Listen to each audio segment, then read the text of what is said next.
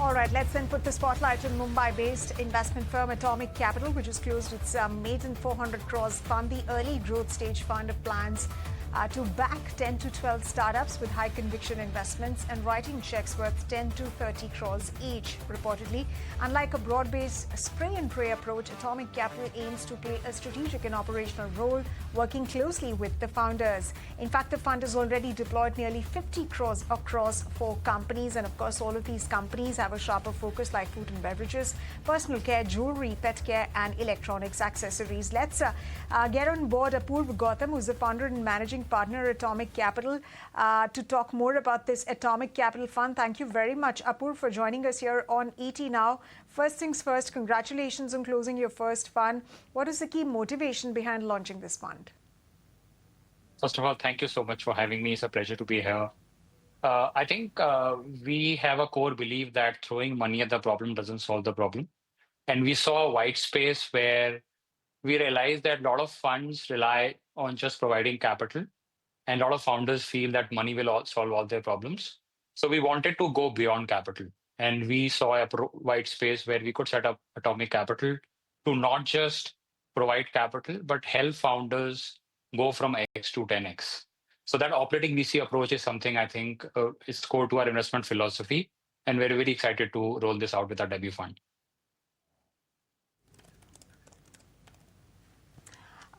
Right. In fact, let me also ask you, how did you decide on the 400 crore target? Was it based on investor interest, market opportunity, or was something else that drove the decision?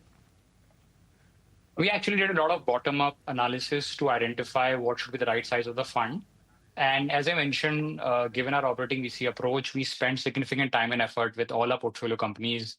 So because of that, we feel that we will be able to deploy capital in 10 to 12 companies over the next 4 years.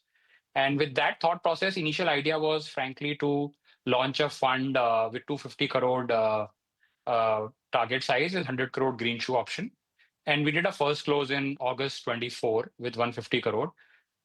Then I think our fund got oversubscribed. We reached 350 crore earlier this year. And our existing investors also doubled down based on our initial initial response. And I think based on the encouraging investor response, we increased the fund size to 400 crore. Having said that, I do have time till March 26, but we like to keep the fund size small and like to deliver great outcome for Fund 1. Hence, we are just closing it at 400 crore despite being significant demand to increase the size. Right, Apurv, and how do you see the Indian startup ecosystem evolving over the next 3 to 5 years, and how does Atomic Capital plan to capitalize on these trends and opportunities?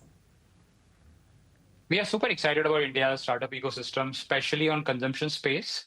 India's GDP is 2/3 is consumption, and we believe that India becomes world's third largest economy. There are going to be multiple mega trends which will play out. I think first, we feel that India's middle India, will drive majority of the consumption, and we feel extremely bullish about that. Second, India's digital infrastructure will help us leapfrog.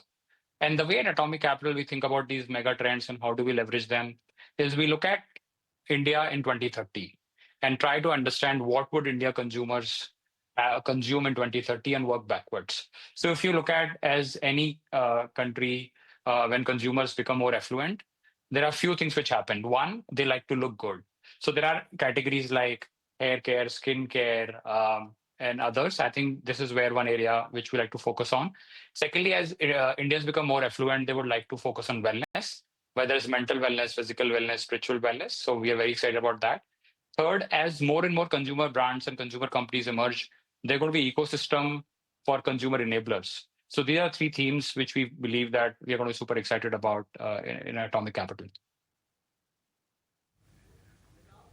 Right, so consumption overall as a theme is something that you're betting big on. But let me also ask you, Apur, what is your overall outlook on the impact of current global economic conditions on startup funding and growth? We're seeing a lot of movement that's happening in the United States as a result of the tariff policy of the Trump administration. And of course, there's a whole host of other changes that Donald Trump intends to bring about, at least in the United States. And that's going to impact the flow of risk capital. What is your anticipation of how that could impact startup funding and growth, particularly, in emerging economies and emerging markets like India? I think these are interesting times and quite a lot of uncertainty on the horizon. And I truly feel that every uncertainty presents an opportunity. As our Honorable Prime Minister Modi on 15th August mentioned about self-reliance, I think that's a one big implication for our country. And when I say self-reliance, I mean both on demand and supply side.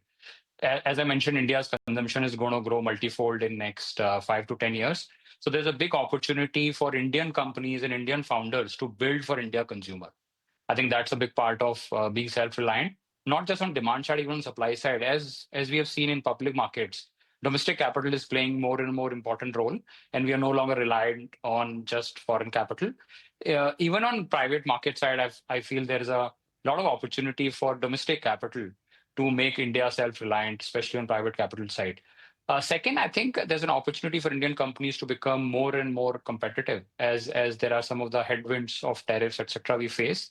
I think it's an opportunity for us to go back and see how can be more competitive.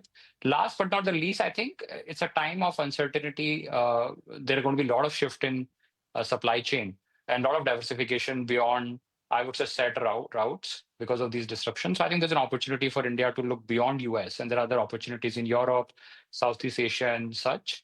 So I think I'm very bullish about India's opportunity, and I think we should use this opportunity going forward.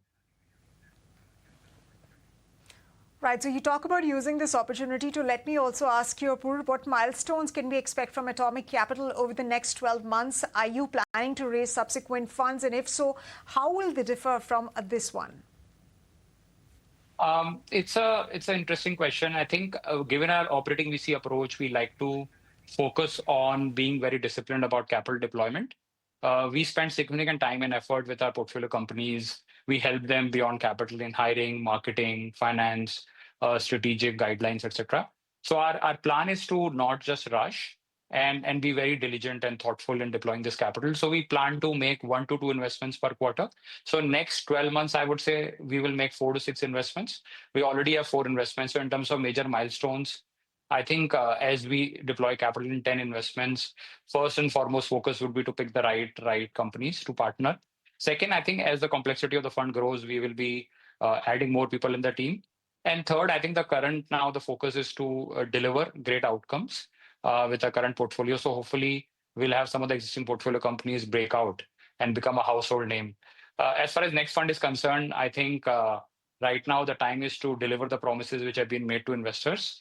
And we are just putting our head down and delivering this fund. So right now the focus is just fund one. All right, so focusing on Fund 1 and focusing and looking at doubling down on India's consumption story that you state is going robust at the moment. And of course, you are looking at investing in some of these sectors, including jewelry, including electronics, accessories, and a whole lot more. And thank you very much on that note, Apul. We'll be watching all of these developments from your company very, very closely on the fund deployment and how eventually those companies really turn out. Thanks very much once again for taking the time out and speaking to us here on ET Now.